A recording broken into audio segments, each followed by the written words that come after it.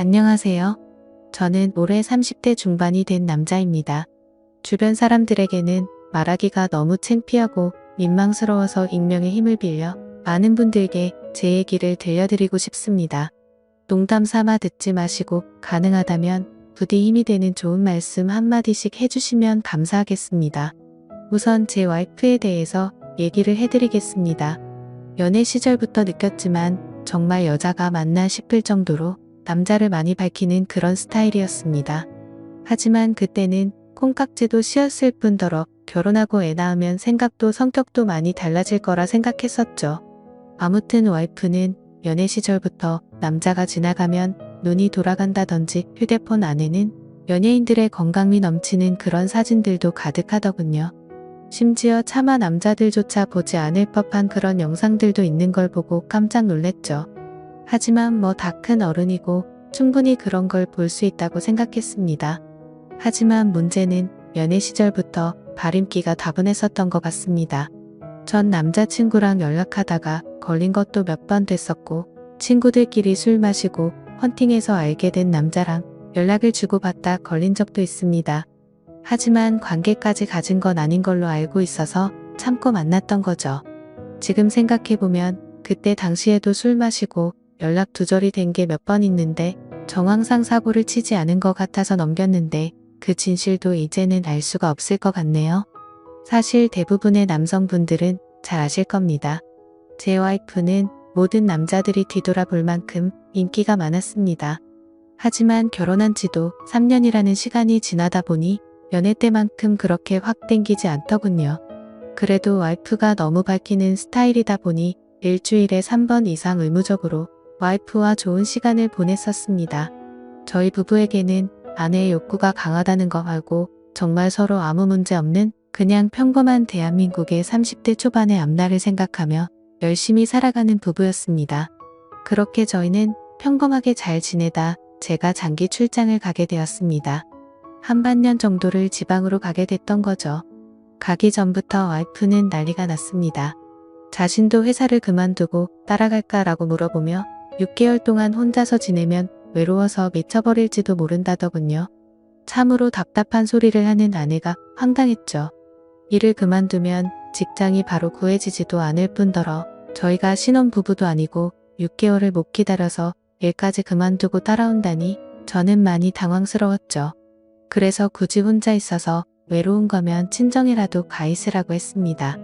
길다면 길고 짧다면 짧은 시간이지만 와이프는 계속해서 직장까지 그만두고 따라가겠다고 아주 성화를 부렸습니다. 그때까지만 해도 6개월 동안 자주 보면 되겠지, 무슨 문제라도 생기겠어 라는 마음으로 저는 너무 안일하게 생각했었습니다. 아니 어찌 보면 제 와이프의 실상을 알게 되어서 다행이라면 다행이겠네요. 처음에는 와이프가 참으로 지극정성이었습니다. 제가 출장을 간 곳이 차로 왕복 6시간이 넘게 걸리는 곳인데 한 달 동안은 거의 매주 제 숙소로 찾아오더군요. 남자 혼자 살면 밥 굶는다고 밥이며 반찬이며 아주 바리바리 두 손 가득 싸들어서요. 그때까지만 해도 저는 와이프를 너무 잘 얻었구나 싶었습니다. 신혼도 아니고 결혼한 지도 벌써 3년이 훌쩍 넘었는데 남편이 출장 갔다고 이렇게 챙겨주는 여자가 이 세상에 어디 또 있겠습니까? 그때까지만 해도 정말 저희에게는 아무런 문제가 없었죠. 그런데 대략 한 달쯤 지났을 무렵입니다. 그렇게 지극정성이던 와이프가 전화도 잘 받지 않고 코빼기도 안 비추더군요. 사실 섭섭하기도 했지만 와이프가 집에서 노는 사람도 아니고 본인도 직장을 다니는 사람이니까 피곤해서 그런가 보다 생각했죠. 반년 일하는 시간은 금방 지나갔고 저는 지방 출장을 모두 마치고 다시 서울로 복귀를 했습니다. 와이프는 집에 온 저를 보자마자 고생했다며 보고 싶은 거 참느라 죽는 줄 알았다면서 달려오더군요. 그러면서 얼른 빨리 씻고 오라며 콧소리를 내면서 애교를 부렸습니다. 그런 모습에 역시 우리 와이프 달라진 게 없네 싶었고 그날 저희는 반갑게 좋은 시간을 보내게 되었습니다. 그리고 나서 대략 일주일 정도쯤 지났을 무렵이었습니다. 소변을 보는데 좀 따끔따끔하더니 생전 겪어보지 못한 가려움이 몰려오더군요. 저는 처음에 뭘 잘못 먹어서 이런가 보다 생각을 했고 밖에서 다른 짓을 한 적이 없으니까 병이 생긴 거라고는 생각조차 못했습니다. 병원에 찾아가기도 민망했었고 그렇게 며칠 동안을 미루고 또 미루었죠.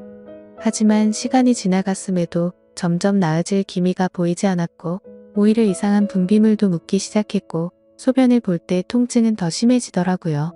그래서 저는 결국 도저히 참기가 힘들어서 창피함을 무릅쓰고 병원으로 찾아갔죠.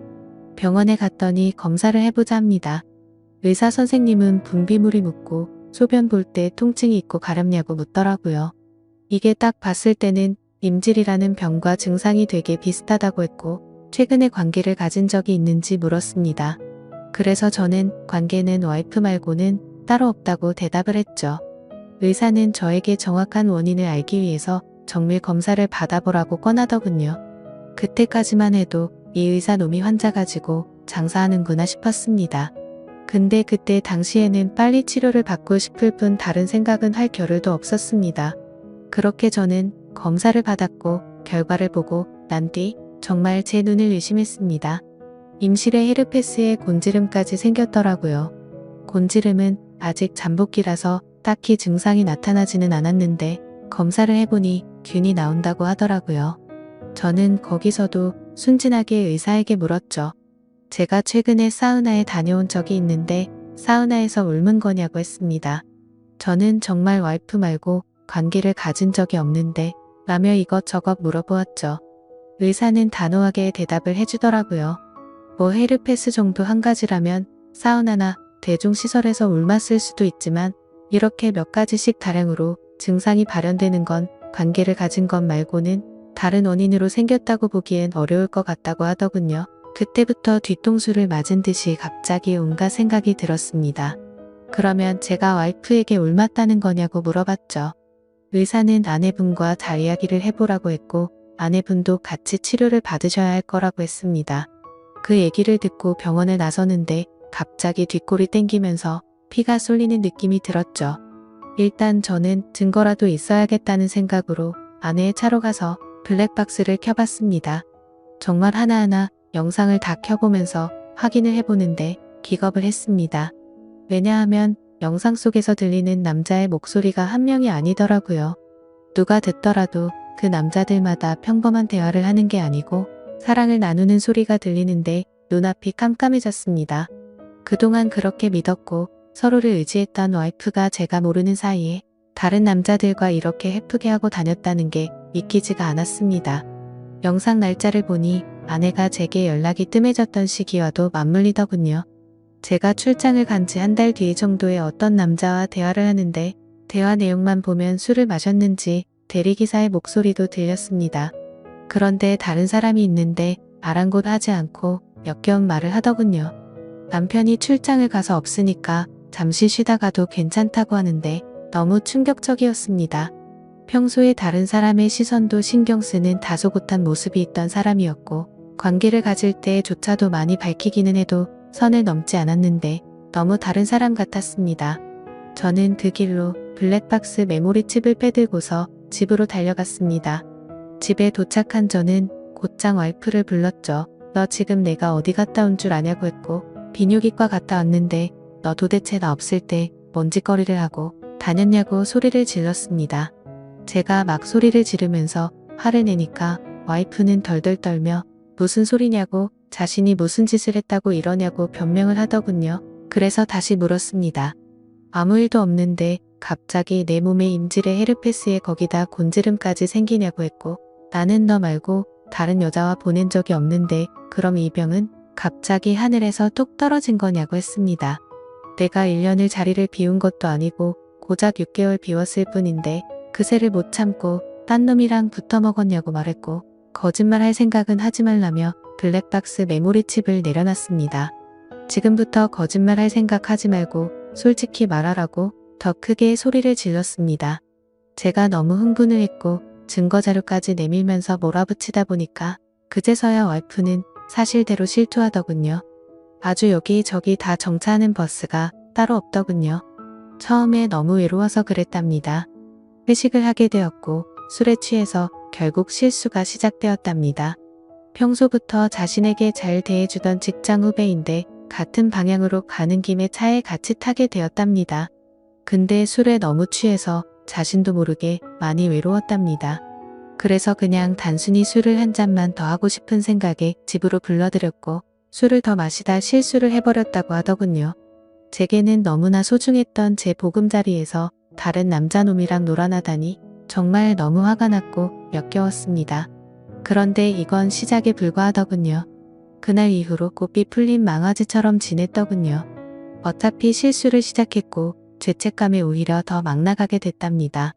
근데 참 이해가 안 가지 않나요? 상식적으로 실수를 했다면 더 자숙해야 하는데 오히려 더 이따위 짓을 했다는 걸 보면 언젠가는 이딴 짓을 하고 살았을 사람이란 걸 느꼈습니다. 같이 사고를 쳤던 남자들도 다양해서 참 대단하더군요. 직장 후배를 시작으로 유부녀라는 사람이 낯선 남자와도 시간을 보냈고 애인처럼 주기적으로 만난 사람까지 있더라고요. 저는 당장 그놈들 연락처 다 적으라고 어떤 놈들인지 다 알아야겠다고 몇 번 했는지 또 어떤 놈인지 적으라고 했습니다. 와이프는 처음에 그걸 어떻게 다 기억하냐고 그러면서 못 적겠다고 하더군요. 정말 울컥하더군요. 그딴 짓을 해놓고서 어떻게 다 기억 못하냐면서 따졌습니다. 그럼 정 못 적겠으면 너네 친정집으로 가자고 했습니다. 지금 당장 너희 부모님 앞에서 추궁하겠다고 난리를 치니까 마지못해서 적기 시작하더군요. 참 기가 막혔습니다. 6개월이라는 짧은 기간 동안 시간을 보낸 남자가 무려 5명입니다. 한 번만 만나서 놀았던 놈은 3명이었고 직장 후배와는 3번의 만남을 더 가졌답니다. 가장 많이 만난 놈이랑은 셀 수도 없을 것 같더군요. 근데 더 충격적인 건 가장 많이 만났다는 그 놈은 저도 알던 놈이었습니다. 왜냐하면 제가 와이프와 자주 가던 식당의 사장놈이었습니다. 심지어 이 사람은 50대 초반쯤인데 와이프와는 거의 20살 이상이 차이가 났던 거죠. 정말 자존감이 무너져 내렸고 충격적이었습니다. 그 사장놈과 가깝게 지낸 지도 오래되었고 그 집구석 부부와 저희 부부가 함께 술자리도 수차례 가졌기 때문에 배신감은 더 컸습니다. 그런데 도대체 이 사장놈이랑은 언제부터 이딴 짓거리를 했냐고 물었습니다. 관계를 시작하게 된 건 3개월 정도 됐다고 하더군요. 어느 날 와이프는 친구들이랑 그 식당에서 모임을 가지게 됐다고 했습니다. 늦은 시간까지 술자리는 길어졌고 천연덕스럽게 그 사장은 그 자리에 끼었답니다. 그래서 2차까지 가게 되었고 와이프는 술에 취하게 되었답니다. 평소 친분이 있던 식당 사장놈이 데려다 준다고 해서 같이 차를 탔는데 거기까지만 기억이 나고 일어나 보니 같이 잠을 자고 있었다고 하더군요. 그래서 그날 이후부터는 계속해서 만남을 가져왔다고 했습니다. 아마도 이 인간이 없었더라면 더 많고 다양한 남자를 만났겠구나 싶었고 믿고 지낸 지도 오래된 사장놈에 대한 배신감은 이루 말할 수가 없었습니다. 그 사장놈은 저와는 나이차가 많이 났지만 많이 믿고 의지했던 사이였습니다. 와이프와 만나기 전부터도 친분을 가져왔었고 오죽하면 힘든 시기에는 제가 대출까지 받아가면서 도움을 줬던 사람입니다. 근데 그런 은인에게 이따위 짓을 하는 게 인간이 맞나요? 제 와이프도 인간 같지 않은 건 마찬가지입니다. 하룻밤을 비롯해 5명의 남자들과 만남을 가지고 그것도 모자라서 남편의 지인과 바람까지 피다니. 그것도 20살이 넘게 나이도 많고 자식까지 가진 유부남과 말이죠. 충격에 충격이 이어지다 보니 도대체 어디서부터 어떻게 화를 내야 할지 감조차 오지 않더라고요. 그래서 일단 저는 당장 휴대폰 잠금을 풀라고 했고 카톡을 열어서 메시지 내용을 봤습니다. 그동안의 메시지 내용은 지웠는지 오늘 날짜로 읽지 않은 메시지가 하나 와 있더군요. 이제 민철이가 출장 갔다 왔으니까 못 보는 거냐는 등 앞으로 조심하면 되니까 우리 변하지 말자는 등 역겨운 대화가 와 있더군요. 정말 너무 참담해서 말도 안 나오고 아무 생각도 들지 않더라고요. 그냥 분노에 휩싸였을 뿐 아무것도 보이지가 않았습니다. 그래서 당장 아내를 이끌고 그 사장놈이 하고 있는 식당으로 갔습니다. 식당 안에는 손님들이 있었고 그 사장놈의 아내도 함께 있더군요. 그런데 그때 당시 제 눈에 이미 보이는 건 없었습니다. 들어가자마자 욕을 지르면서 불렀고 바로 멱살을 잡았습니다. 그 사장놈의 아내는 깜짝 놀라서 달려나와서 저를 뜯어말렸고 저는 온 동네에 소문이 나길 바라는 마음으로 큰 소리로 말했습니다. 이 인간 같지도 않은 인간이 무슨 짓 했는지 아냐고요. 제가 출장 간 사이에 제 와이프랑 바람 피우고부터 먹은 지 3개월이 됐다고 말해줬습니다. 와이프는 옆에 서서 울고 있었고 그 사장놈의 아내도 충격을 먹었는지 저보다 더 화를 내면서 남편을 밀치고 멱살 잡고 난리가 났습니다. 그 사이에 손님들은 전부 다 밖으로 나가버렸고 진짜 짐승들처럼 뒤엉켜서 순식간에 개판이 되었습니다. 다음 날에는 그 직장 후배놈도 응징하기 위해서 와이프의 회사로 찾아갔습니다. 조금은 마음이 차분해져서 깽판을 치지는 않았고 다이렉트로 회사 대표와 만났습니다. 내 와이프가 여기 직장 동료랑 바람을 폈다. 딴 거 다 필요 없고 그 사람 자르라고 했습니다. 안 그러면 더 이상 어떤 꼴 날지 모른다고 하니까 바로 알겠다면서 죄송하다고 하더군요. 당연히 와이프도 이 회사에서 그냥 내보내라고 했습니다. 그딴 인간들 여기 둬봤자 여기에 도움될 거 없을 거니까 알아서 하라고 했죠. 와이프와는 이혼을 해야겠다는 생각으로 당분간 얼굴도 마주치지 말자고 했고 집에서 내쫓아 버렸습니다. 저 또한 맨정신으로 버틸 수가 없어서 회사에는 잘 얘기해서 휴가를 냈고 며칠 동안 집에 박혀서 술만 마시고 있었습니다. 옛날 생각도 나고 어떻게 이렇게 됐는지 웃다 울다 사람이 미쳐가는 게 한순간이더군요. 그렇게 3일 정도 지났을 무렵 그 사장놈에게서 메시지가 왔습니다. 저에게 사과를 해도 모자를 파내 오히려 뻔뻔하게 욕을 하더라고요.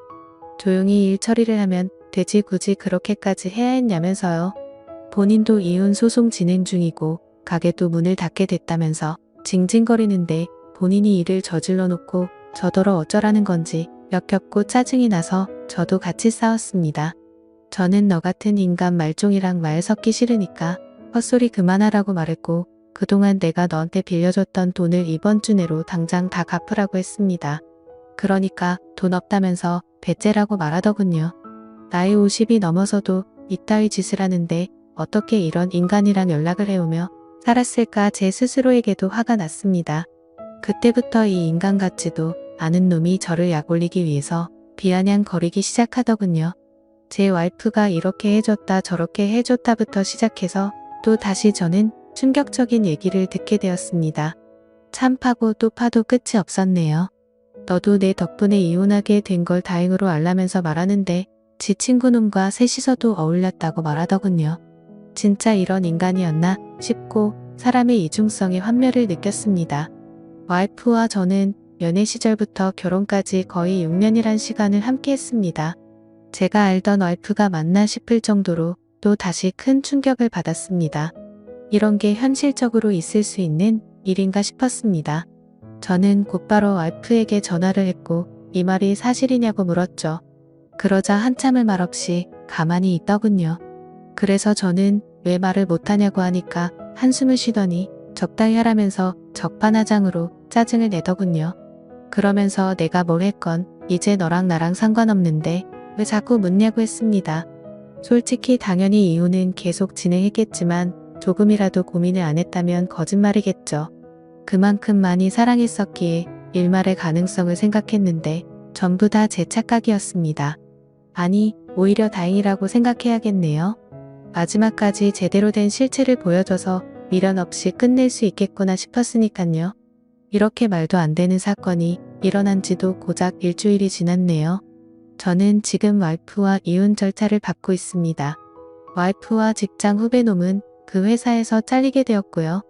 아직까지 해결이 안 된 문제는 그렇게 믿고 지냈던 사장놈입니다. 제게 빌려가서 갚지 않은 돈만 원금 2천만 원이 넘습니다. 이런 일은 태어나서 처음 겪다 보니 어떻게 해야 할지 머리가 어지럽네요. 일단 법적으로 어떻게 해서든 이 인간에게도 최대한의 고통을 주고 싶습니다. 어떻게 해야 이 인간도 피눈물 흘리면서 후회할 수 있게 만들 수 있을까요? 세상에 이런 일들이 일어나리라곤 절대로 생각 못했는데 제게도 이런 일이 일어나네요.